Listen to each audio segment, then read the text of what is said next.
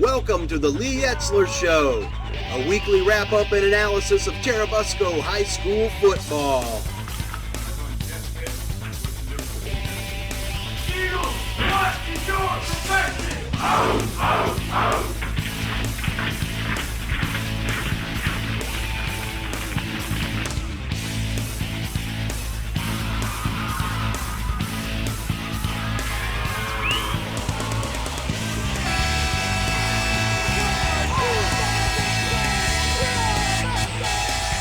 And now your host, Big Daddy Don Hyatt. Hi, welcome to the Lee Etzler Show. I'm Dave Crable, sitting in for Don Hyatt. This week, the coach will be here to talk about the convincing 35-13 win over Elwood. He'll also be here to talk about the sectional championship rematch against Bishop Luers this Friday night. And junior Braydon Shively will join us to talk about his time spent with the Eagles. So stick around. We'll be right back after this. I lost my job and I needed help with different things like prescriptions and energy assistance and stuff. So I contacted United Way. They was the first ones that I could think of. And I went to the agencies that they gave me a list of and got the assistance that I needed from them. Because I received the help from United Way, then I'm volunteering my help out to the community, giving the help that they need. Hey football fans, do you want to keep track of Churubusco High School football games? Log on to busconews.com every game day and watch up-to-the-minute pregame, halftime, and postgame interviews with head coach Lee Etzler. Stay connected with your computer or on your cell phone. busconews.com. When you can't make it to the game, it's the next best thing to being there. Hi, welcome back to the show. Coach, just another fantastic win. Second round, moving into the championship against Luers this week. Yeah, pleased with the performance. Kids played hard. We're concerned about what Elwood did, especially on the offensive side of the ball. Had state's leading rusher, and we limited him pretty well. I think he finished with 140 yards and well below his average. So pretty pleased with the performance. Got after him on offense. Did those things with Eric Cusnar sitting out and Tegan Broomball sitting out. So, when we realized we weren't going to have those two players, we're additionally concerned going into the football game. So, but again, played hard, put a lot of pressure on their offense, a lot of pressure on their running back, and got some big stops. And I think really they ended up being pretty surprised at our ability to put them in some difficult situations. So went pretty well for us. Offense, couldn't be more pleased, at least in the first half. 4 offensive possessions, 4 touchdowns, and you can't, that was a point stress to our team. We got to take advantage of our offensive possessions, and at least in the first half we did that. So pretty good night. On our first offensive series, I think if I remember right, I looked through the papers, but I believe you got to pass the Sayers in there in the end zone. Petrie threw in the Sayers, and that was a real nice play. Yeah, moved the ball down the field running it, and I think it was, first down, first and goal, close there about the 10-yard line, and Jay threw a real nice ball. Corey made a real nice catch in the corner of the end zone, so it was nice to keep him off balance with something like that. And then, like you said, the second score, I believe, was Nicodemus had a 33-yard run. Just a great game by the senior. Yeah, proved once again difficult to tackle. Proved once again he's pretty strong and physical, and quite a handful for defenses. So we've become very used to what he's done over the last few weeks. Now, what has it been? 5 straight 200+ yard games, something like that. And I'm not sure that's ever happened in our school's history. So, we need to give him the ball a lot to move the football, and we do, and other teams know we're going to, and he's had quite a bit of success here against very good competition the last 4 or 5 weeks. He's just tough to take down. He just goes and he hits kids, and then when he's open, he does have the foot speed to get through the holes. And he sees things pretty well, and he's got some agility and he's got some speed. So, pretty difficult combination. Petrie was at Petrie got a score. Was that in the third quarter or was that in the second? I can't Second remember. quarter. Second quarter. I think Jay ran one in too. So Jay's playing some great ball for you. Yeah, through the touchdown pass and the first touchdown, he always directs our offense well. Gets people in the right position. Sometimes there's confusion in the huddle, and sometimes there's confusion when you go up to the line of scrimmage, and he takes care of a lot of that. Some of our play wording, and we were just talking about this, Coach Doc and I on the way home. Some of our play calls get pretty wordy, and that has been a problem in the past for us.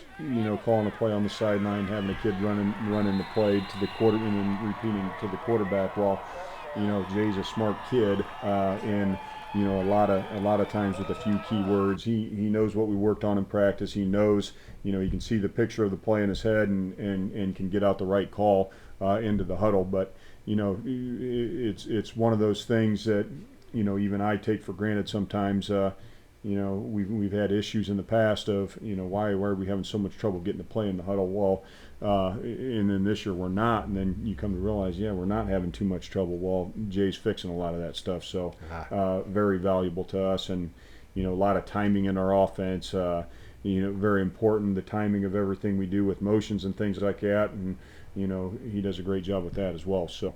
And then he throw a touchdown pass, run for a score. So two scores in the first half. That's pretty big. That is big. You said Eric Kuznar was out with an injury, and so was Tegan Broomball. Right. Who stepped in for those guys?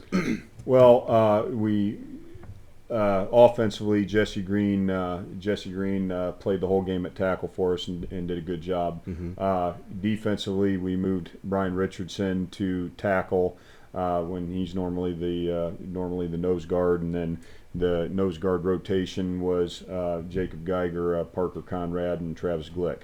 So and was a concern because Jacob's used to playing there.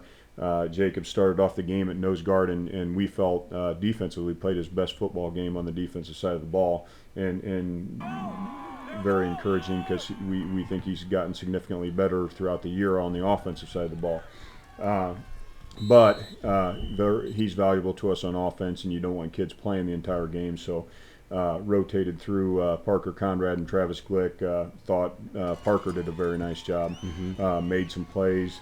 When he's confident and comfortable, and his assignment can be a pain for opposing offensive line and opposing centers. I think one of the first plays he went in, one of the things they like to do is run trap. Well, guard pulls around the center and kicks out the lineman past the center. Well, Parker jacks up the center and pushes him back into the trap and guard. Well, that play's busted right there, just by him being physical. So. And also was in the backfield making a couple plays. Parker got a sack as well, and then Travis Glick, kind of because of Kuznar being out, looking for depth, moving Richardson and looking for depth at the nose guard position. He moved back to nose guard, and he's been working at linebacker all year. So, and he got a couple series in and played pretty well. So, pretty pleased with the result of that. The thing that we like about our kids is, said it before, but they like playing defense. They want to get to the football, and it kind of doesn't matter who it is. They play pretty hard, they play physical, and they play pretty fast, and pretty good indication of kind of the whole attitude of the type of player we have, which we're fortunate to have. Put in two kids that hadn't played the position very much this year and had success. Really didn't miss I don't want to say you didn't miss a beat, but you didn't miss a whole lot. I hate to say we didn't miss those guys, but you played a great game with those two kids. Yeah, I mean, just somebody sitting in the stands, it wouldn't look like we missed a beat. Exactly. Exactly. Yeah, we want those kids back though. Exactly. Well, Glick had a good play, I guess. Nico, one of Elwood's players hit the ball with his helmet, knocked it out. Bounced. I don't know, did it hit the ground or did it come right up? Went right to Glick's hands, and he just kept going down the field for a touchdown. That was kind of neat. Sam was kind of running with him. It looked like Sam was reaching for the ball. I think Sam wanted the ball too. So kind of a lineman's dream. You don't get the opportunity to score very much, but fortunate the ball popped into his hands and no one in front of him. So nice little treat for him. That was good. can you stick around, Lee? We'll take a quick break. We'll come back, talk a little more about D, and then we're going to be joined by junior Braydon Shively. Maybe you can give us some words about him. Sounds good. Okay. Everybody else stick around. We'll be right back after this. Talk to Coach about the second half and some defense, and he'll give us some words about Braydon Shively. I lost my job and I needed help with different things like prescriptions and energy assistance and stuff. So I contacted United Way. They was the first ones that I could think of. And I went to the agencies that they gave me a list of and got the assistance that I needed from them. Because I received the help from United Way, then I'm volunteering my help out to the community, giving the help that they need. Hey football fans, do you want to keep track of Churubusco High School football games? Log on to busconews.com every game day and watch up-to-the-minute pregame, halftime, and postgame interviews with head coach Lee Etzler. Stay connected with your computer or on your cell phone. busconews.com. When you can't make it to the game, it's the next best thing to being there. Hey, welcome back to Lee Etzler Show. Coach, talk about that defense and more of the second half. Sam Siddons had 7.5 tackles. Braydon Shively had 7. Corey Miller had 7.5. Shively also had a sack. I mean, Shively was back in the backfield most of the evening when getting the quarterback. Yeah, played strong. Very, very typical of what we've seen out of our defense. All year. Defensive staff came up with a pretty good check for some things that they like to do, and Elwood had quite a bit of trouble with it. You saw Shively break through the line of scrimmage quite a few times out of a check, one of the formations, and it was a kind of a run-stopping check. And when they threw the ball, it was difficult for them to protect that. So we're in the backfield a lot. We're hitting the running back before he gets the line of scrimmage a lot. Putting pressure on the quarterback. Getting. I think we had 3 total sacks Friday night. So. Good performance. They got a little momentum. I think we relaxed a little bit with our focus a little bit in the second half. Missed a couple checks that probably allowed them to keep drives going and things like that. Otherwise, we probably would have saw more of the same in the first half. They really struggled to move the ball in the first half, but had a couple drives there in the second half. But again, playing fast, playing physical. And defense really kept us in the game. Sam Siddons, you talked about him just a little bit ago. Sam played a great game, and Corey Miller also had some great hits there in that game too. Yeah, played well, and Sam is a guy. Another thing we were concerned about with Tegan being out. Sam rotates through at tight end, and that messes with our depth a little bit. And now it looks like Sam's going to be a full-time defensive player in that game, and what's that do to us on the offensive side of the ball? And we haven't had to play him as much as we played him Friday night, but played well. And Sam's another kid that likes to get to the football, likes to be physical, and showed that Friday night. Also, let's just talk about Braydon Shively. Just been a number 3. Has just been a force on your defensive, on your defense all season. Middle linebacker, coming in that middle linebacker spot. Yeah. Just a run stopper, and just been a great kid. He's going to be here in a little bit. Give us some words about Braydon, if you would. Very, very pleasant surprise at the beginning of the year. Felt the last couple years we've been very good at inside linebacker. Last year with Jason and Josh Lefevre, and then the year before that with Jason and Josh Lefevre and Kyle Mathewson. Well, it felt like we were extremely spoiled with who we had at inside linebacker. So then Josh leaves, and what's that do to our depth at inside backer number 1? What's that do to the talent that we've had at inside backer number 2? Well, Braydon comes in and very pleasant surprise. Played fast. If you can play fast, if you can get to where you're going pretty quickly and have a pretty good nose for the football, then you're going to be able to play defense for us somewhere. Mm-hmm. So now the only question is, can you read your keys? Can you see the guard and the fullback, or do you get lost in those types of things? Well, regardless of the situation, Braydon plays pretty fast, can put his hand on the ground, and you saw a lot of that Friday night. Can put his hand on the ground and have success on the line of scrimmage. and really he's done those things all year. So it's helped give the ball to Jason a lot. So he needs to come off the field at some point in time, so we get him off on defense a little bit. Braydon's been the mainstay at the inside linebacker position all year and has done a real good job. Also, he runs the ball quite a bit. I think about every time he touches it, he runs one for 50 yards and a touchdown. Yeah, doesn't he, Lee? well, he didn't have a touchdown last game, and I think that was probably because we didn't get him the ball. Right. But yeah, it's kind of weird. Worked out that way. He'd get one carry in a game early in the season, get a touchdown. Well, then kind of got last week against Oak Hill, had one carry, had a touchdown. So we just get worried when they score too many points, so we don't give them the ball too much. Well, exactly right. All right, Lee, hang around.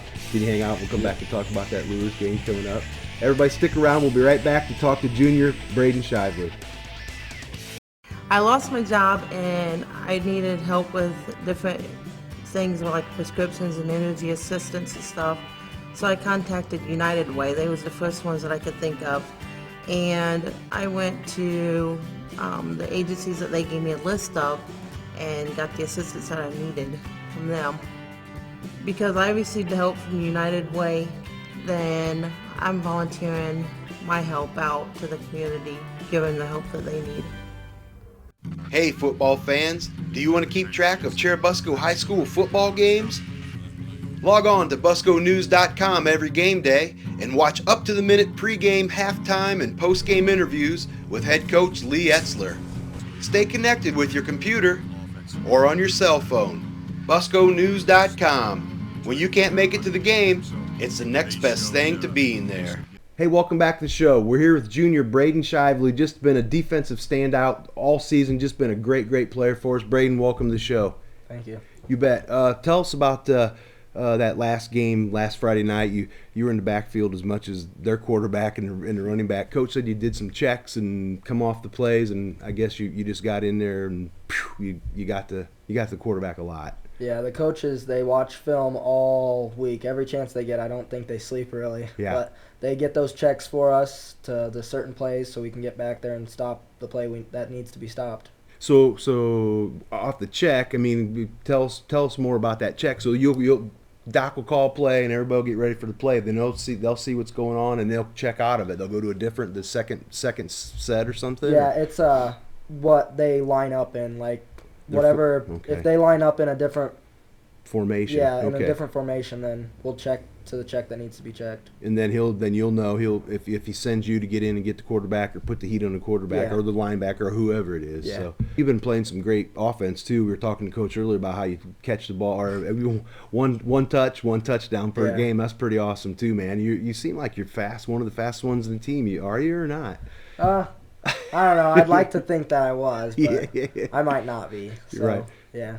But definitely running the ball is something I do like to do, even if it's just one time per game. But since I'm on defense most of the time, they like to keep me there. Keep your legs rested so you can get in and play some D. Yeah, you give Nicodemus a great rest, and when you get in there, you really do, Braydon. It just seems like every time you touch the ball, you go to the end zone. But I think Coach depends on you more than he says he does.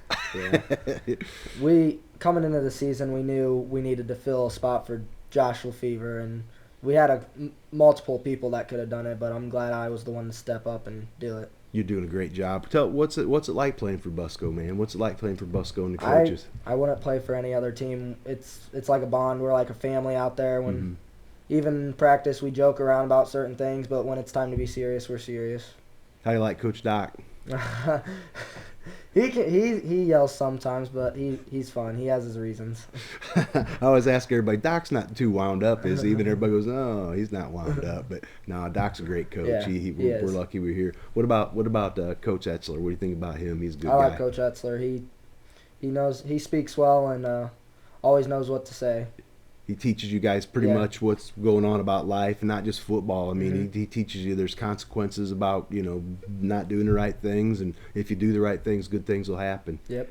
What kind of what do you, I know you're only a junior. What are you thinking about in the future? Maybe college wise, going to college or something. Right now I'm looking at college for football. I do want to go play football in college. I've been looking at a couple D2 schools, D3. Good. Yeah. Do you run track or do anything else? I don't know. I might run track this year, but Doc it's hadn't got still you. undecided. He hadn't got you running yet, huh?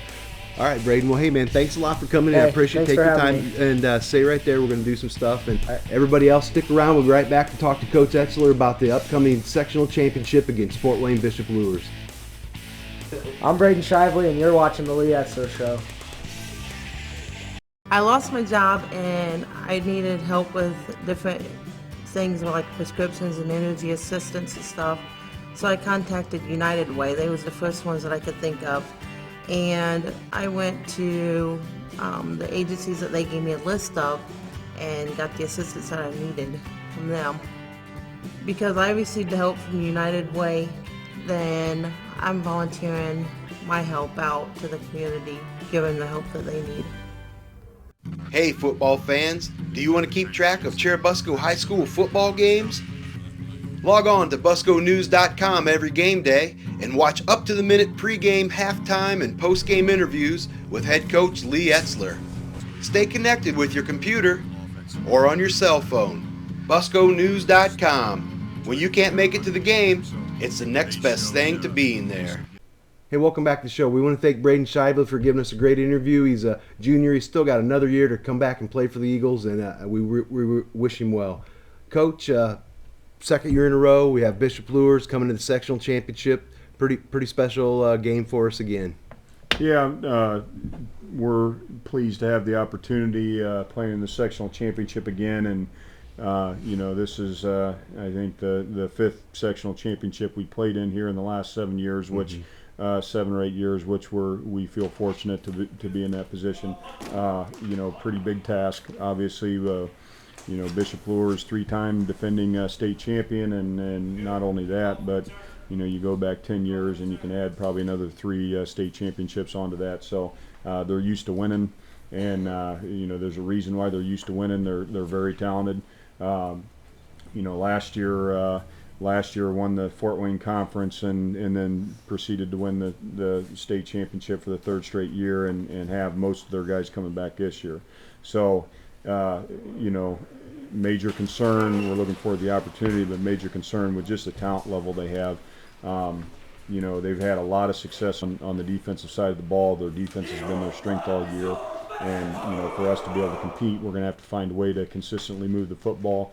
In order to do that, we're going to have to be physical, extremely physical up front. Now, we've had the ability to do that against the teams we've played so far, but can we do that against a team with the talent of Bishop Lures? We don't know yet. So we think we have a chance. We have a lot of work to do this week, and we'll gauge our attitude going into the game, but we're going to have to play extremely well to move the ball consistently.